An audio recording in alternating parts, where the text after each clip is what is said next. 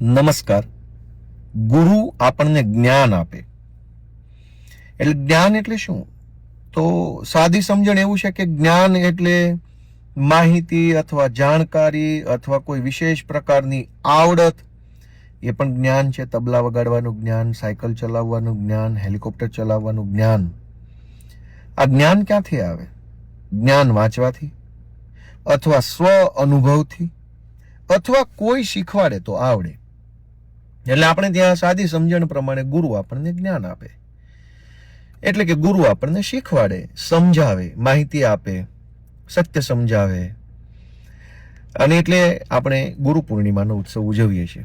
ત્યારે આજના આ ગુરુ પૂર્ણિમાના દિવસે જેનામાંથી ખરેખર કંઈક શીખવા જેવું છે અથવા જેની પાસેથી આપણે શીખવું જોઈએ જ એવા નવા જમાનાના ગુરુ, એટલે કે આપણા જ પોતાના સંતાનો, આપણા જ બાળકો, આપણા જ નવી પેઢીના યુવાનો, એટલે કે જેનજી, એ નવા જમાનાના ગુરુ છે. આ કેટલા મસ્ત લોકો છે. પહેલી વાત કે એ લોકોમાં ધીરજ છે. આ જંતર મંતર ઉપર 36 દિવસ સુધી શાંતિપૂર્વક રીતે બેઠા, એનો સંયમ અને ધીરજ છે. તો જેનજી પાસેથી સંયમ અને ધીરજ શીખવા જેવી છે. સૌથી સારી વાત તો એ છે કે એની પાસે પોતાને અભિવ્યક્ત કરવા માટેના કેટલા રસ્તાઓ છે. આપણે તો થઈ ગયા ગઢિયા બુઢિયા. આપણે આપણી વાત કેવી હોય તો બહુ તો બોલીને કહી શકીએ, બહુ તો હાથના ઈશારાથી કહી શકીએ, બહુ બુદ્ધિશાળી માણસ હોય તો થોડુંક લખીને કહી શકે. પણ આ નવા જમાનાના જેનજી, આપણા જ છોકરાઓ આપણને એવું શીખવાડે છે કે એની પાસે પોતાની વાત કહેવાના કેટલા રસ્તા છે. ગાઈને પોતાની વાત કહે છે, નાચીને પોતાની વાત કહે છે, કોઈ વાદ્ય વગાડીને પોતાની વાત કહે છે, પ્લે કાર્ડ ઉપર કંઈક એવું ક્રિએટિવ લખાણ લખીને પોતાની વાત કહે છે.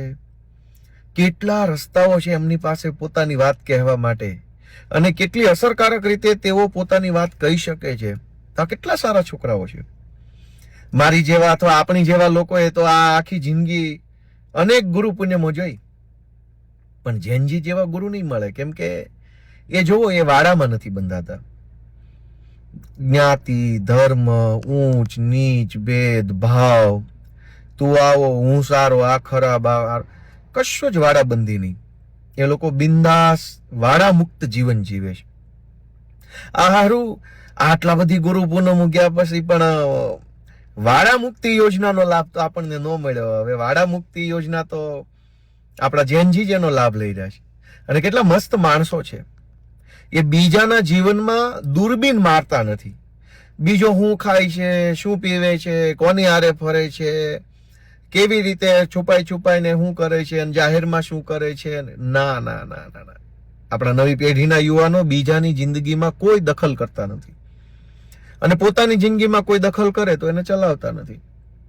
કોણ કેટલા વાગે જાગે છે, કેટલા વાગે સૂવે છે, કોણ શું વાંચે છે, કોણ શું જોવે છે, કોણ કેટલા વાગે નાય છે, કોણ કેટલા કપડાં ધોવે છે, કોણ ક્યારે સૂકવે છે. કોઈ ઝંઝટમાં આ નવી પેઢીના જુવાનિયા પડતા નથી. તો આ તો કેટલું સરસ મજાનું શીખવા જેવું છે એમની પાસેથી, કે બીજાના જીવનમાં દૂરબીન ન મારવું, પોતાની વાત રચનાત્મક રીતે કહેવી, ધીરજ રાખવી, અને સૌથી સારી બાબત કે પોતાની વાત કહેવા માટે પણ આપણી પાસે 100 રસ્તા હોય. આપણે તો જૂની પેઢીના મારી જેવા ભાભલા તો હવે ખાલી બોલીને કહી શકે એમ છે, પણ જેનજી પાસે કેટલા રસ્તાઓ છે.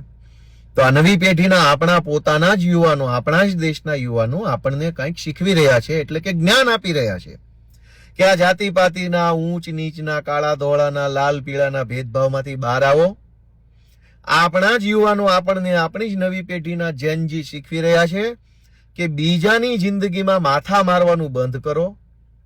આપણા જ યુવાનો, આપણા જ દીકરાઓ, આપણા જ સંતાનો આપણને એ જ્ઞાન આપી રહ્યા છે કે તમે તમારું જીવન સારી રીતે અને શાંતિપૂર્વક રીતે જીવો.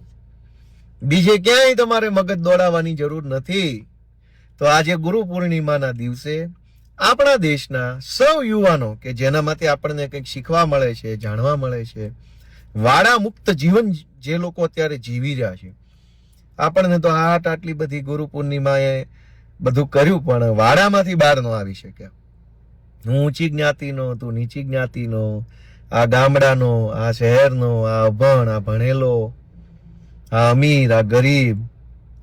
તો આપણી નવી પેઢીને આપણે ગુરુ માનીએ, એનામાં જે સારું છે એ આપણે શીખીએ. અને એની પાસે જો કંઈ ઘટતું હોય, કેમ કે જ્ઞાન મેં કીધું એમ અનુભવથી, વાંચનથી, અને કોઈ શીખવાડે તો આવડે. અનુભવ તો એ લોકો પોતે કરી જ રહ્યા છે સારો મોળો. અનુભવથી એનામાં જે જ્ઞાન આવવાનું હશે એ આવતું રહેશે. વાંચન તો એ લોકો પોતે કરે છે અને વાંચીને પોતાનું જ્ઞાન મેળવી લે છે. એનામાંથી જે શીખવા જેવું છે એ આપણે શીખીએ આજના ગુરુ પૂનમના દિવસે. એને કંઈ કહેવા જેવું હોય તો વિનમ્ર ભાવે પોતાના બાળકો છે એમ માનીને એને કંઈક 4 શબ્દો શીખવાડીએ, જેથી કરીને એનું ટીચિંગનું જ્ઞાન પણ વધે. એક્સપિરિયન્સ, રીડિંગ અને ટીચિંગ. તો એક્સપિરિયન્સ અને રીડિંગ તો એ પોતે કરે છે, આપણે એને ટીચિંગનું એટલે કે કંઈક શીખવાડીએ, બદલામાં એની પાસેથી જ્ઞાન ગ્રહણ કરીએ, એવી જ પ્રાર્થનાઓ સાથે જૈનજી આપણા નવા ગુરુ અને ગુરુ પૂર્ણિમાની શુભેચ્છાઓ.